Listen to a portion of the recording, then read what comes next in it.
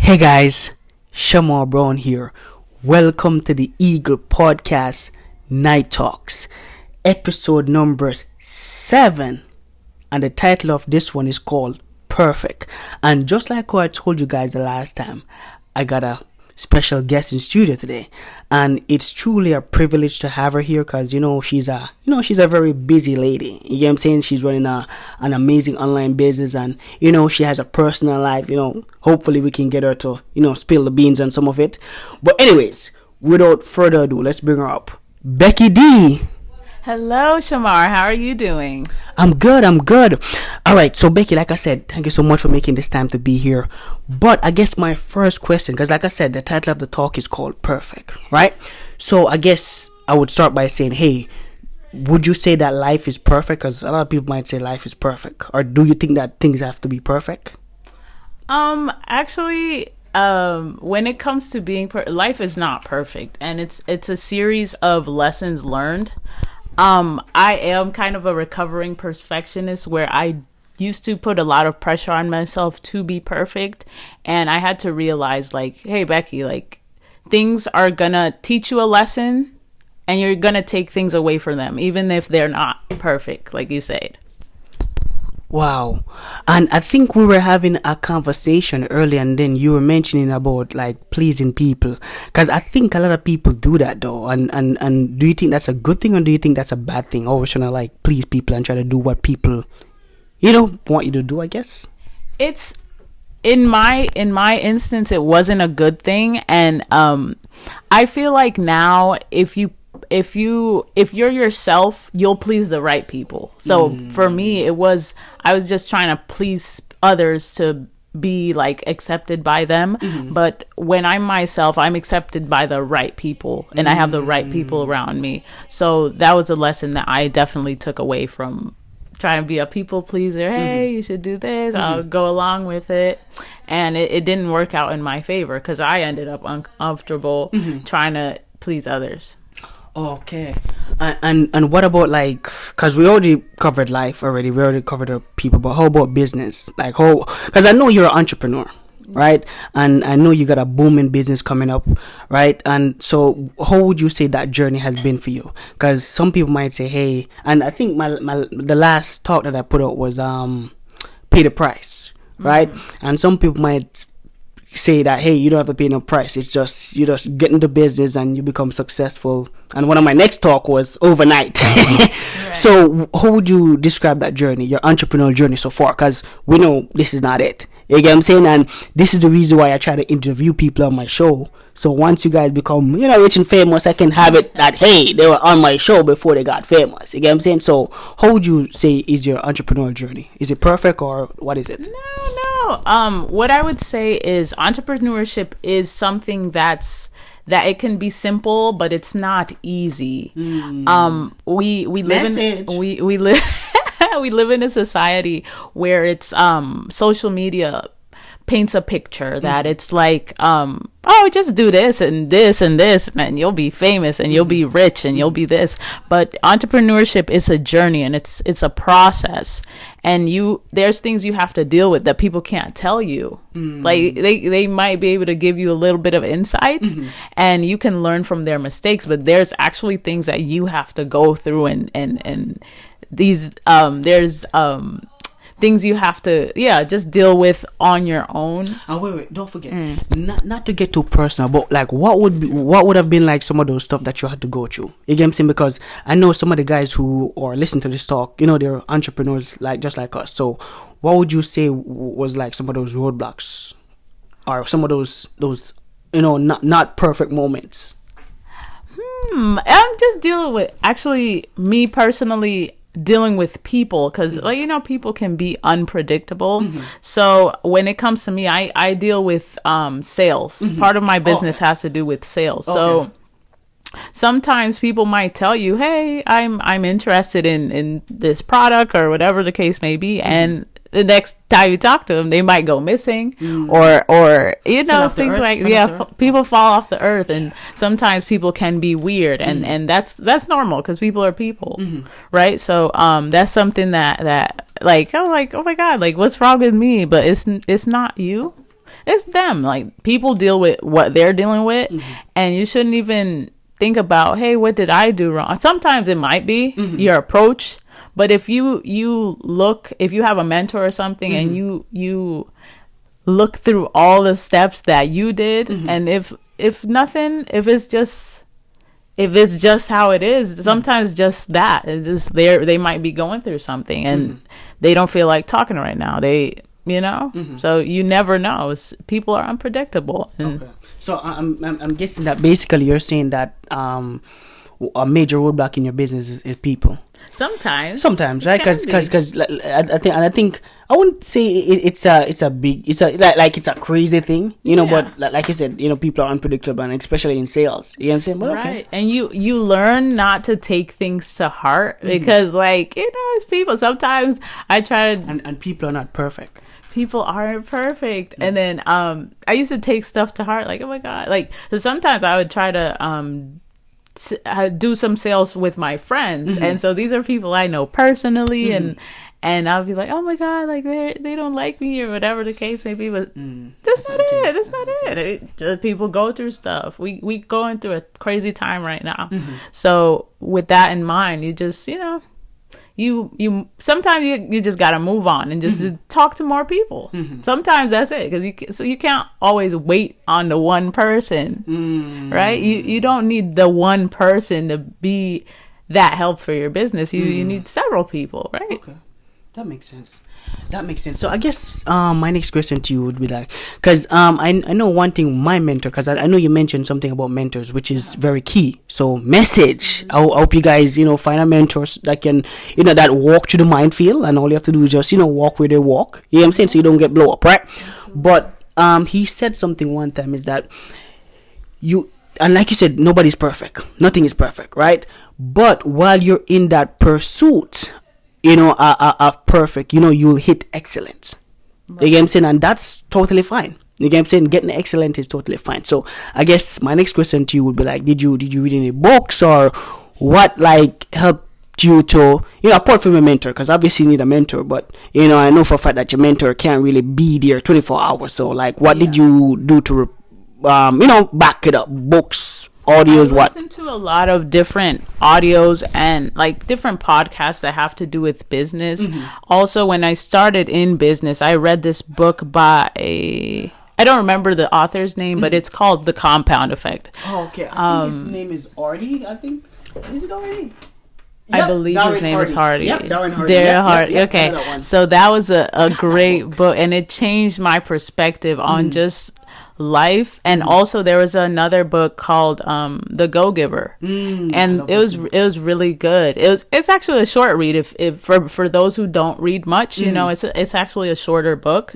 So The Go-Giver, it changes your thought process on how to deal with business, because we think about the go-getter and you gotta get it out the mud or whatever they say, and sometimes when you give is when you get that back in return.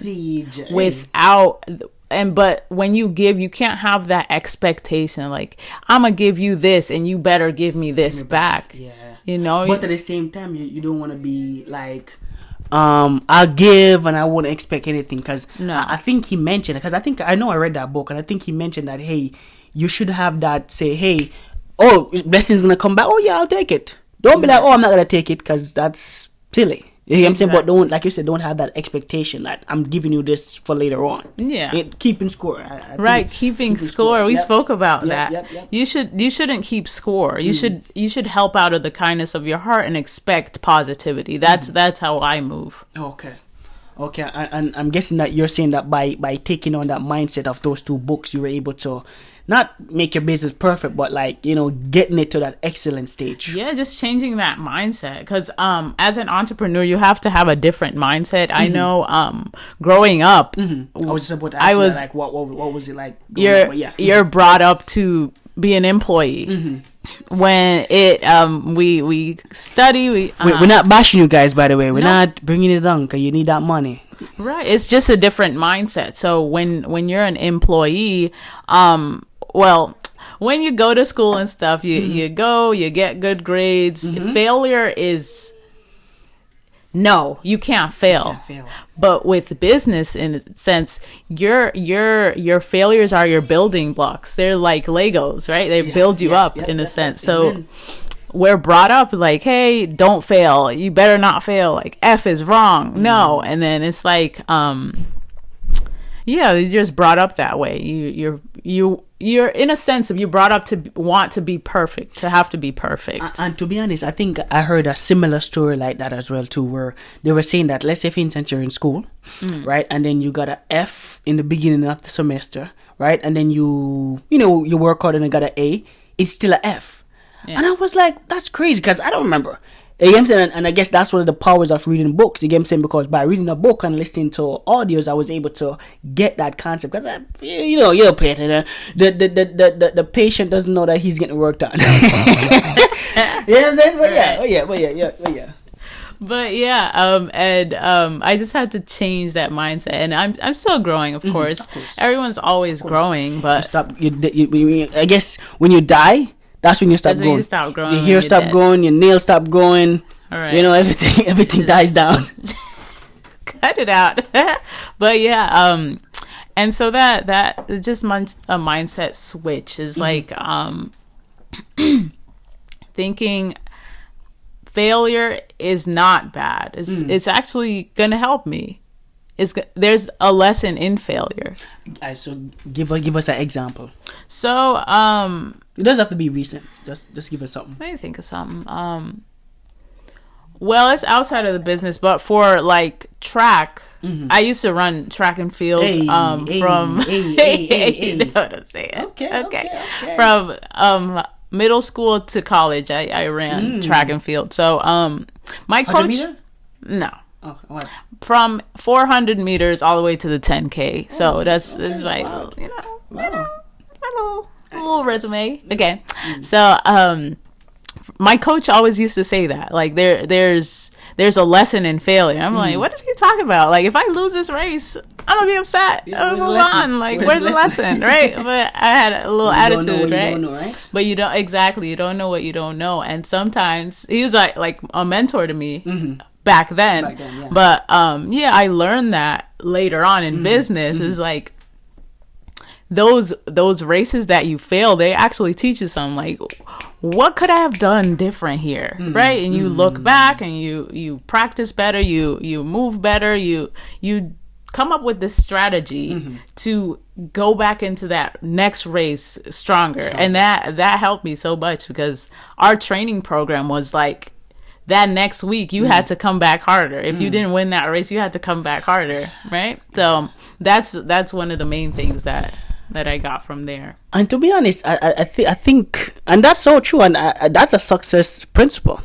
The game saying failing is a success principle. And I think it was today I was brainstorming. I think I want to write a book. I want to write a book, but the thing is that you want to write a book about something that you did. You get what I'm saying? So while you're because that's a success principle that you just implement. And I know for a fact that I implemented a lot of them in my life. You get what I'm saying? But it's just to be more conscious now. Because, talk even soccer, right? Literally, that was a success principle, right? So I started to play the sports, right? I got pretty good, right? But I wanted to get better. And I had to practice every single day, right? But at the time, like I said, I wasn't even like, okay, I'm going to get this. So it's like, oh, you were like, yo, I'm going to come back out. It's like, oh, put it in. And then I got better. You get what I'm saying? But looking back now, I was like, yeah, that's a success principle. I failed so many times. I missed so many goals. You know what I'm saying? And it's true. You know what I'm saying? But yeah. Absolutely. But yeah, that makes sense though, Becky. That makes sense. But yeah, so how about, like, where do you see yourself, because we touch about the past, right? We touch about the present, and how about, like, the future? What's next for Becky? As far as business, or just business wise, life? In business, I want to grow it, double my business in the next few years. I know that's gonna happen. Done deal, right? Yeah, absolutely. And in life, I want to be like just in a more complete place, if that makes, if I go more in depth, I want to like move. Well, I'm in New York right now, but I want to move out of New York, possibly. Yeah. And where we want to go?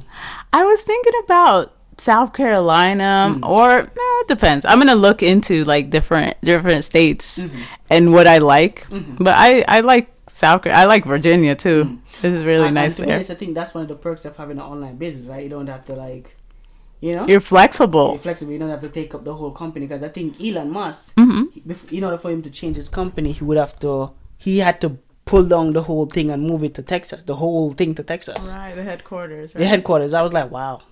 Right. So yeah, I'm in a pretty good place now, but I want to just move up more. I want more. Yeah. And you have to want more for yourself. Like you can't just. You have to want it to get it. and to be honest, it's kind of funny that you said that, because I want to share a quick story before we wrap up. Yes. So, I think it's called The Pump in the Desert, right? I think you heard this one before, no? Okay. All right, so let me just put it out there real quick, because I might not remember all the words. So basically, let's say for instance that you, Becky, right? You're going in the desert, right? And let's say for instance that the government, right, they give you a little jar with some water, right? And in the jar of water, let's say for instance that jar of water represents your I guess your life, your income, your income on your life, right? And let's say for instance that the desert that you're gonna go into, because you're gonna walk through a desert after you got that, right? And that desert represents your life, and the water represents your resources, your money, and your time. Yes, there we go. And let's say for instance that only 2% of the people make it to the desert, right? Alive, right? So the average person would say, but why would the government send us if they knew that only 2% of the people survive? You get what I'm saying? But what if them themselves don't even know that? You get what I'm saying? So let's say for instance that you took it, you went to the desert, and there's this guy, he's watching you, and he's like, well, she's doing everything that everybody else is doing. You get what I'm saying? She's not really doing anything different. So if she keeps going the way she's going, she's not gonna make it to the desert. You get what I'm saying? She's gonna die, of thirst, because it's in the desert. You get what I'm saying? So you know what? Let me stop her. And he said, hey, Becky, or hey, young lady, because probably he doesn't know your name. Hey, young lady, come here, right? And he's like, and you walk over there, because you're like, why is this guy, there with a pump? Because, he has a pump. And you're like, why are you here with a pump? And he's like, hey, all right, so you got two choices. The first thing is that only 2% of the people make it to the desert. And you're like, wait, that's impossible. Why would they send me? Why would the government send me here if they only knew that only 2%, chance of surviving? You get what I'm saying? And he's like, well, more or less, them themselves don't even know that. No, the second choice that you have is that you could either go, or two, you could pour that water in this pump and help me pump it, and we can get more water. Right? Now, this is the first time in your life that you ever had to take control of your own, your own future. Because normally your parents did it, and then, you did it partially, But now it's like a decision that you have to make for your future, right? So you think about it a little while, and you're like, you know what? We only got one life, right? One shot, right? And you gave yourself a chance, right? You pour the water in a little bit. And the guy said, hey, I'm going to help you pump it. But I'm gonna pump it as much as how you're willing to pump it. Right. You get what I'm saying? And you pour it in, and you guys start pumping it. He rub it up, pump it, and then he walked away, and he left you, and you're there pumping it. And here comes somebody else, right? And let's say, for instance, that this is somebody who doesn't believe believe what's going on. They're like, hey, what are you doing? Are you stupid or something? Why are you throwing your water in the pump? The pump is supposed to put water out, but it's one of those special pumps where you have to prime it. You get what I'm saying? So that's why you have to put water in it to, prime it to get it going. Funny thing, I had one in Jamaica. When I was in Jamaica, we literally put it in a bucket. But anyways, so yeah. So he's like, why are you doing that? You know what I'm saying? And you're like, this guy told me, you know, it might be a close friend, it might be a stranger. You get what I'm saying? That, hey, if I do this, I can, you know, drink as many water as I want. You get what I'm saying? He said, "Are you stupid or something? Why you listen to some random guy?" You get what I'm saying? What does he know? This is what the government told us to do, right? Invest our time, right? Go through the desert, which is our life, right? And, you know, little does he know that, you know, you won't survive, right? So he left, he walks past, and then you keep pumping it. And just to cut the story short, because, you know, based on timing, right? You pump it, and you succeed. Right. Why? Because you didn't listen to the naysayers. Right. You get what I'm saying? You didn't believe what they told you. You get what I'm saying? But you believe what this guy told you. You get what I'm saying? Because, you know, he's been there for a while. Obviously, he got water out of the pump. Right. You get what I'm saying? And just by you trusting and having faith, you get what I'm saying? That, you know, life might not be perfect. This might not be perfect, but at least this, you know, this can give me what I want. Exactly. You get what I'm saying? But just to wrap up though, any closing remarks on your side or no? Yeah, a few closing remarks. When it comes to perfection, know that as a recovering perfectionist, know that you can strive for excellence, but it won't be perfect. We're all humans. We have human error. So, you know, just strive for excellence as opposed to perfection. And like you said about life, now I think about life as you only die once. Like a lot of people say you only live once, but you only die once. You live every day. So, with that being said, just take every day live life to the fullest every day, and do what you can. Give a compliment to somebody if you feel like you can, right? Do that, you know, don't just let it stew up in your head. Like get some action going, right? So that's what I have. All right, guys, so you heard it here first. Eagle Podcast Night Talks, episode number 7. Perfect. And we had a special guest tonight, Becky D. All right, so my recommendation, guys, follow us on Instagram, right? Like, tag, share, send this podcast to somebody that needs to hear it, especially if they're a perfectionist, right? Yes, you know, they need to chill, right? But anyways, guys, see you guys next week.